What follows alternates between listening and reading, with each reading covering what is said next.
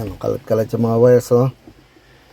So ito, para hindi magkakaroon ng problema, isa-isahin ko muna lalagyan ng tape to. Green lang ang gagamitin ko. Ha? So, tetapan ko muna to para wag magdikit-dikit. Baka masira yung stereo. Tapos kakapain ko tong green na to. No, titingnan mo doon sa stereo, yun, sa kakabit mo stereo, kung saan tutunog. Mga ka-vloggers, welcome po sa akin channel.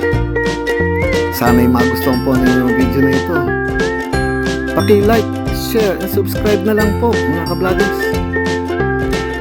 Eto na naman po ang aking pinakabagong vlog. Hello mga ka-vloggers! Welcome po sa aking channel, ang Ferdy's Vlog. Mga ka-vloggers, hindi car aircon ang topic natin ngayon. May gagawin na naman ako dito sa paborito kong sasakyan, si Everest ko. Kasi mga ka-vloggers, hindi naman tungkol sa makina. Ang problema niya ngayon, bigla na lang ayaw na magbukas nung pinaka-monitor nung kanyang car stereo. So, sandali, pakita ko muna sa inyo. At gusto ko rin makita ninyo, napapalitan ko siya nitong kapareho niyang brand, Pioneer din, no? Meron na ako nakahanda, pero pakikita ko muna sa inyo kung ano nangyari dito kay Everest, ha? Gusto ko kasi na kakalasin ko to, pero mapapanood din ninyo mga ka-vloggers. Alam niyo naman na kahit anong gawin ko dito kay Everest, gusto ko napapanood ninyo. So, ito ang ipapalit ko. Mga lumang modelo pa rin to ng Pioneer, pero yan lang kasi ang pwede rito dahil luma naman na itong si Everest natin, kaya laging mayroong nasisira na hindi inaasahan dahil luma na. Hindi kasalanan ng sasakyan niya, inuulit ko na naman, dahil luma na po siya, natural lang nangyayari at kailangan gawin ninyo o palitan ko naman yung sira, no? So ito, sandali. Ito po yung ating car stereo na alisin, no? Luma na rin. Ang nangyari kasi sa kanya, ayaw nang lumabas dito. Ha? Yung mga digital ano niya, siyempre hindi niyo makita eh. Ayun, no? O, yung mga ka-vloggers, noon ko o yan, noon ko yung susi. Wala na. Kahit anong gawin ko, ayan, papatayin ko muna ilaw.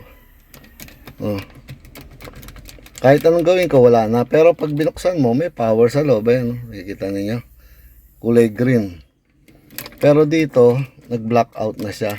Pinaka-monitor niya. Pinaka-LCD niya. Wala na. Kahit anong gawin ko. So, dati, ganyan na rin nangyari. Siguro mga 1 buwan mahigit na yun, 2 buwan. Gumanyan na rin siya eh. Bigla nag-blackout, pero may power. So, naganap na ako na ipapalit ko. Kaya nga ito na nga siya sana.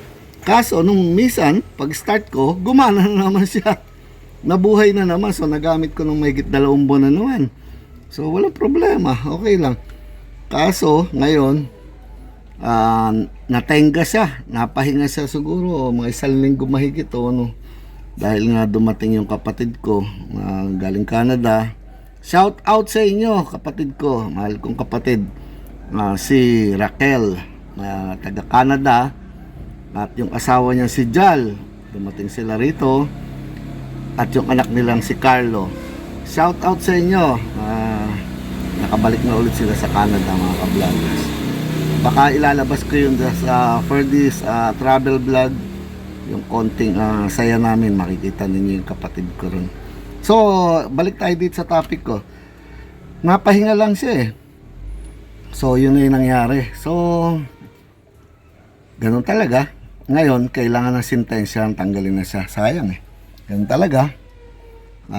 Tumagal naman to. Siguro 2005, baka original stock na car stereo niya pa to. Ilang taon na? 20 years na mga ka-vlogger. So, kakalasin ko na siguro siya ngayon. Ang gagawin dyan, Natural, aalisin mo to. Mga plastic na ano to para mabunot siya, no? Kailangan makalas. Tapos sa mga wirings niya, madali lang naman yan. Kasi Pioneer din yan, so ganyan lang din yan. Ang linya niya sa mga live, ito. Isang accessories, isang power supply na positive, isang negative. Ito sa power antenna to, pero hindi naman nagagamit na to, no? So, ito ang mga linya naman para sa speaker, mga ka-vloggers. Yung may guhit, yan yung negative, ha? Makikita ninyo doon sa kakalasin natin, mapagkakalas nun, makikita naman ninyo. Gusto ko i-vlog lang maipakita sa inyo. Yung mga yan, dudugtong lang ulit lahat doon. Babalatan natin itong mga wire na to. Ang mas maganda dyan, pag pantay-pantay na lang. Kasi iba-iba yung haba. Mas magandang pantay-pantay. Tapos sa balatan. Kasi maaari yun nandito. Hindi ko alam, baka wala pang putol yan. Malalaman natin, makikita natin. So may padibago na naman ako. Gagawin, mga ka-vloggers. Okay yan. Masaya nga Para na rin na meron tayong ginagawa at may vlog ako para sa inyo. Marami pa tayong vlog para sa car aircon, pero sisingit ko lang muna ito, mga ka-vloggers. Simulan na natin.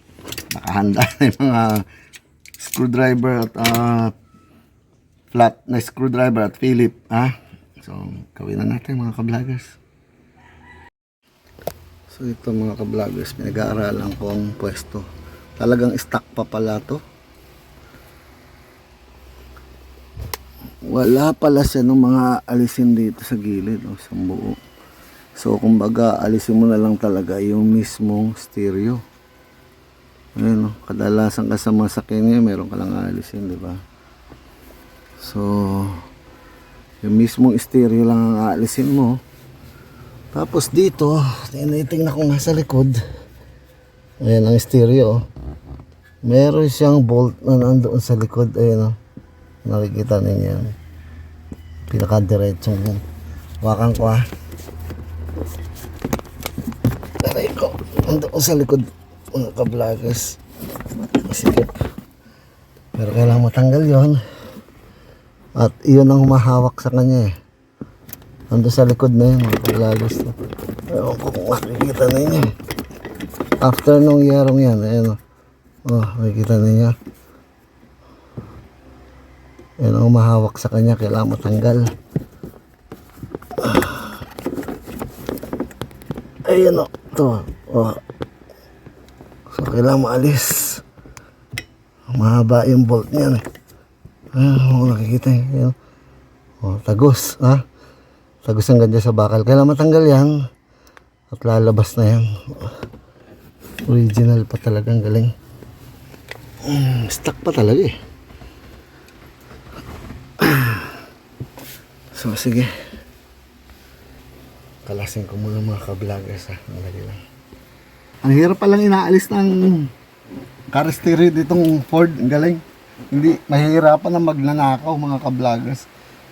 Doon sa pinakalikod, may alisin ko muna parang rubber na ganito para doon sa malit na bolt doon. Tapos kailangan sundutin mo yung mga gilid dito yung mga sides na nakalock dito, kailangan sundutin mo. Ngayon ito, lumalabas na siya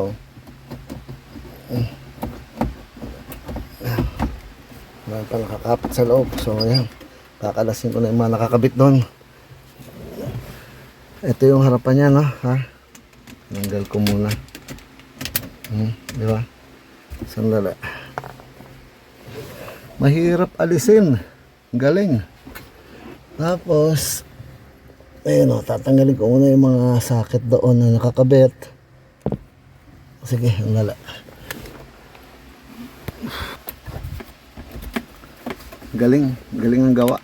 Bilib ako talaga sa Ford. Super! Lapit-lapit na, mga ka-vloggers. Talagang mahirap lang palang kalasin ang stereo to. Maganda ang gawa ng Ford.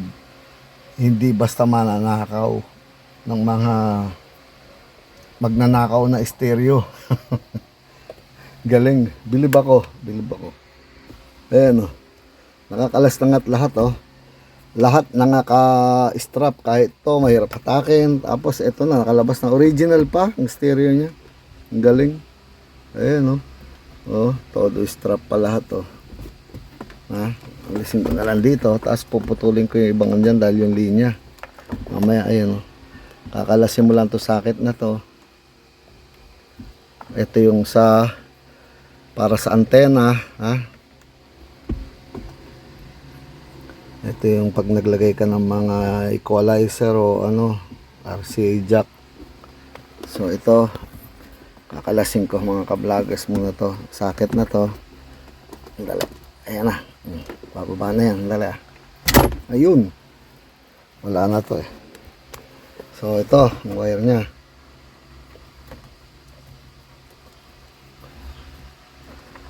Putulin ko doon muna. Ayalasin ko itong pagkakanong yan para umopen itong mga wire. Makatali, oh. Ganda-ganda ng pagkakagawa. Original pa siya. Tapos yung rubber kanina na yun lang ang parang holder dito. Ito yung sinasabi ko sa inyo, oh. Makapasok lang to doon, oh. Dahil mahirap siyang lagyan ng nut. Ganun lang. Galing. Tapos nakaalis to. Ayan. Kakabit ko ngayon doon sa isang stereo natin. Ganyan din. Okay. Galing. Tanggal na. Tapos galing niya. Tinagal-tagal na sasakyan, isipin mo stock pa. Galing. Sige, putulin ko lang itong mga tie wrap na yan. Tapos yung wirings na ako. Mababago ko na yung stereo niya. Wala na to. Retired na. Palit na. Luma-luma na eh. Pero pioneer pa rin. Tumagal yan ng 20 years ng galing. 20 years. So, mamaya ulit mga ka-vloggers, ha. So, ito mga ka-vloggers, kailangan natin gamitan ng mahiwagang salamin kasi nakakaduling dito. Yung mga wires, ha. Ayan, oh.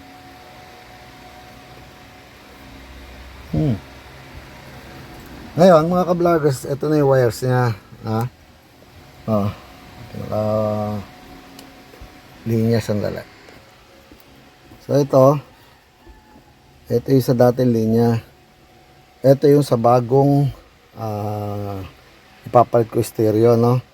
So palagi yan, tong kulay yellow, yan ang live wire. Kapain nyo rito kung alin ang laging mayroong positive, katulad nito. Ito yan, ha, para sa socket na to, pinutol ko na kasi, ha. Ayan, o, ayan, o. Dinugtong ko dyan. Dahil ito ang laging may live wire, ha. Sandali, patay ko ilaw, ha. Ngayon, oh.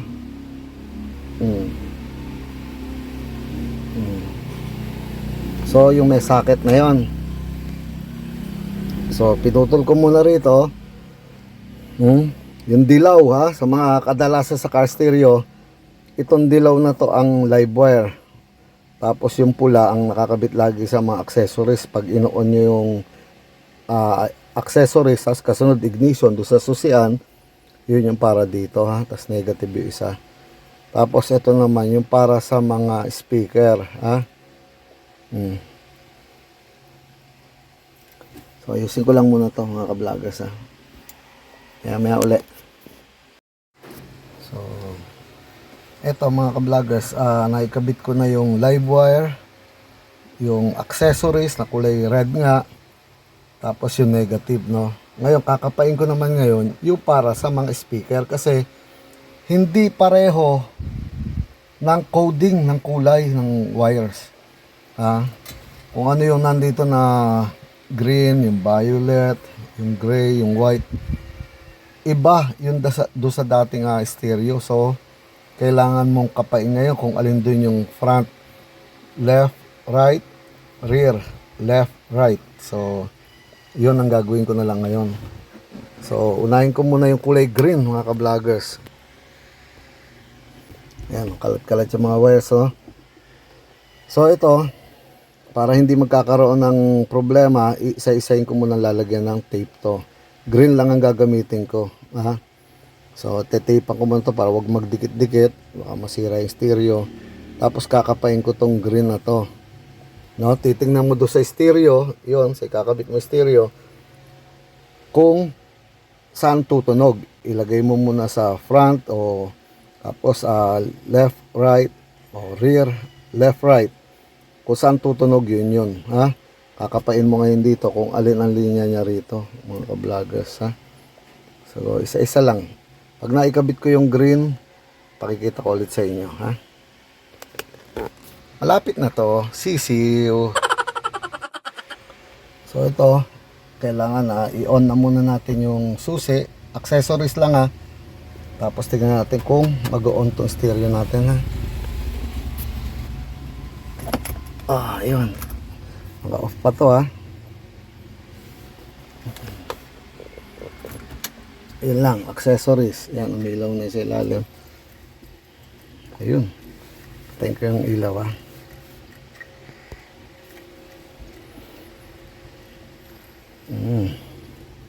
Format read.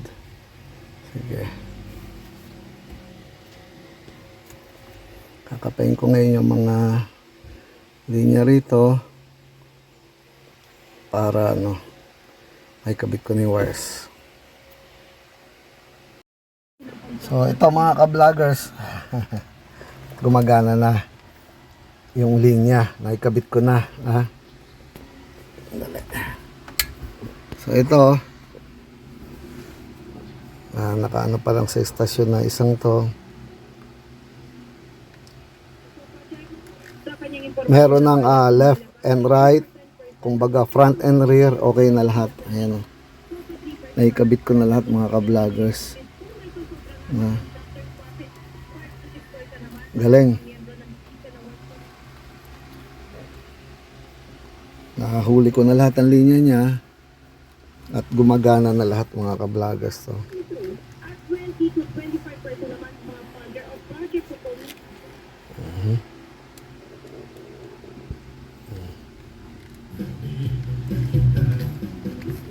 Ayan, okay. Mahirap. May kahirapan din mga ka-vloggers kasi ang problema rito, iba yung coding ng wires, no? So kailangan mo kapain yung para sa apat na speaker, yung pang front, left and right, yung rear, left and right din.